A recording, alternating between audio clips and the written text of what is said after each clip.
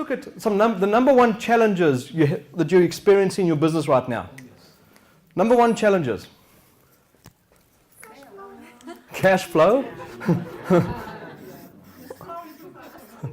Flowing, it's like unidirectional. It's like whoop. Self-sabotage. Great. New clients. So I want to put something in the middle in between. Who said new clients? You, Richard? Yeah. I want to put the P word in the middle. New profitable clients. How many of you have clients you wish you didn't have?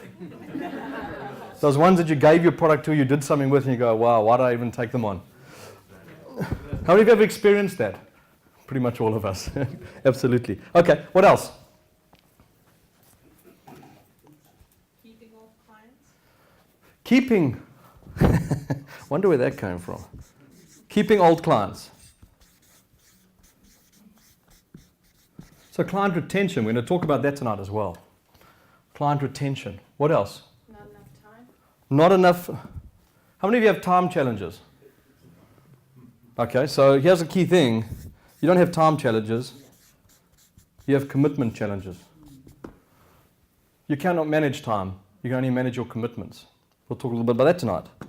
What else? Who agrees on that? Just before we go on, who agrees on that?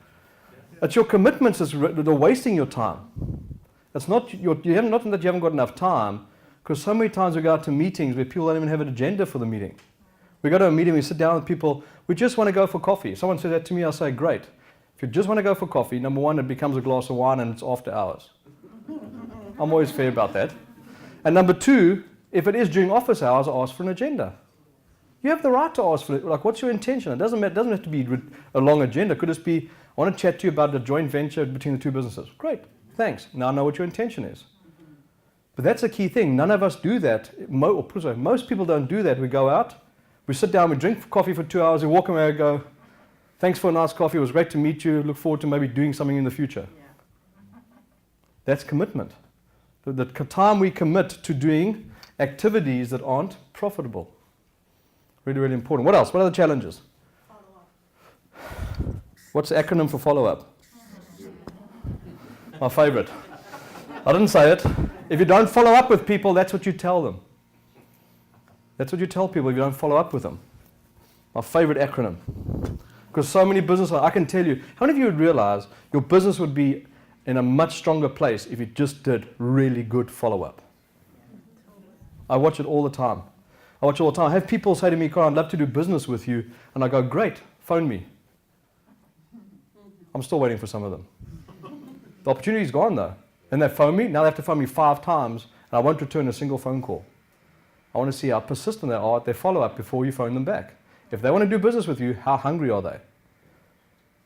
Really, really important. Our office, some people in this audience, maybe not in this audience tonight, but we had people in the audience that Cheryl's been in touch with for 3 years before people come into this audience. That's persistence every month. Oh, I'll come to the next one. Oh, sorry, I missed this evening. I'm coming the next evening. Sorry, I missed that evening. Coming the next evening. Just keeps on going. Most business owners, here's the stats. I'll read them to you. This is a card from Send Out Cards. Here's the stats. Maybe you want to write a few of these down, because these will stick in some of your heads. You can come read it afterwards. It's there too. 48% of salespeople will never follow up with a prospect. How many of you have business cards sitting on your desk that you should have followed up on and you haven't followed up on yet? Be honest, a lot of us. 48% of leads sit on your desk and never get followed up on. Yet we go out to network more to get more leads to do another poor job. Doesn't make sense? It sounds like insanity. Anyway, so 25% of people make a second point of contact.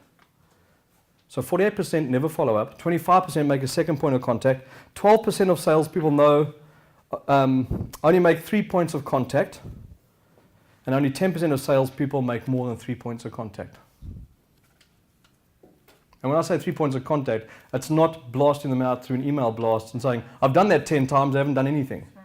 It's good quality relation building contact.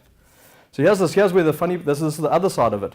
2% of sales are made on the first point of contact. 3% of sales are made on the second point. 5% of sales are made on the third point of contact. 10% of sales are made on the 4th point of contact. 80% of sales are made on the 5th to 12th point of contact. Then we wonder why. Well, people don't buy from me. Well, you speak to them once.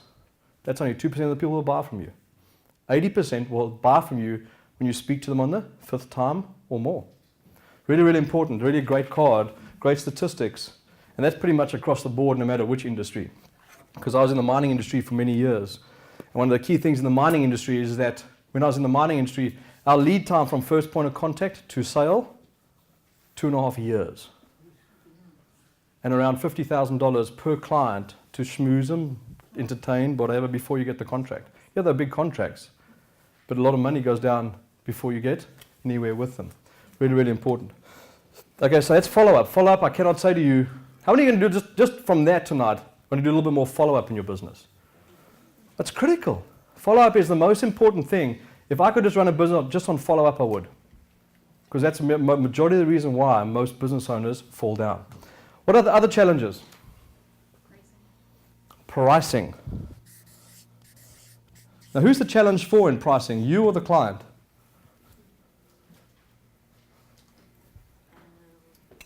For me, I guess.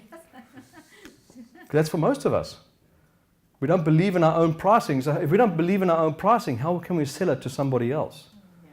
That's believing in our own value, believing in our own price of our product and service that we sell.